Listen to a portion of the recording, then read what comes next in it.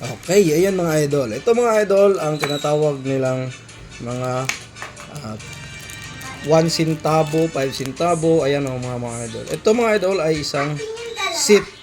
Ang tawag po dito ay prop seat yan mga idol. Ayan. Magkaiba po yung prop at saka yung mga circulated na ng mga barya mga idol. Ayan, tingnan nyo po. Ayan. Ito yung mga prop. Ayan o. Para siyang salamin. Kaya ito po yung madalas binibili ng ating mga kolektor. Ayan, 1975 prop sheet. Prop seat. Ayan, prop seat. Ayan, ito naman. Ayan o. Ito 1979. Ayan, prop seat. Ayan, maganda po siya mga idol. Makinis. Ayan. Yung mga prop seat po mga idol, tulad na itong mga 1975, 1980 o kaya 1979. Ayan, mayroon po yung halaga. Ay, mataas po ang halaga niyan. Ayan. Ito naman ay 1975 na prop. Kaya po mga idol.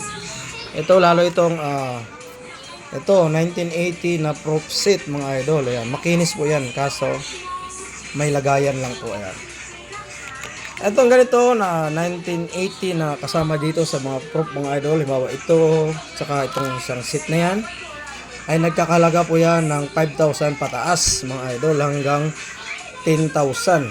Lalo pag mayroong kuha at saka box mga idol. Yan po yan ay prop seat mga idol. Ang silver po dyan ay ito silver. At ito namang 5 peso at saka ano, ayan. Hindi po yan silver. Ito lang ang silver dyan mga idol. 25 peso na Douglas. Ayan po yung silver. Prop seat. Ayan. At ito naman mga idol, 1980 na ayan, 2,500. Kasi ito naman ay 25 peso. Ibig sabihin ito ay 2,500. Isa po itong gold coin mga idol. Ayan. Gold coin 1980. Yan. Pera ng Pilipinas ni Douglas. Yung nagsasabi na I shall return MacArthur. Ayan siya po yan mga idol. Itong gold mga idol ay nasa 50k pataas ang isang piraso nito mga idol. Ayan. Pag meron po kayo nito ay napakaswerte nyo po. Ito naman ay 1975 na 25 peso. Ito po ay isang silver coin. Ayan o. Silver coin mga idol. Ayan. Ito naman ay 1975. Ayan, 50 peso. Isa rin po yung silver coin mga idol. Ayan. Yan po yung mga coin na mayroong halaga mga idol. Yung 5 peso po nito, tulad nito, hanapin natin mga idol. Ayan, ito po yung 5 peso. Ayan. Ito po ay isang nickel. Ang bintahan lang po pag nickel. Pag hindi po siya prop, ay mataas na po yung 20 pesos.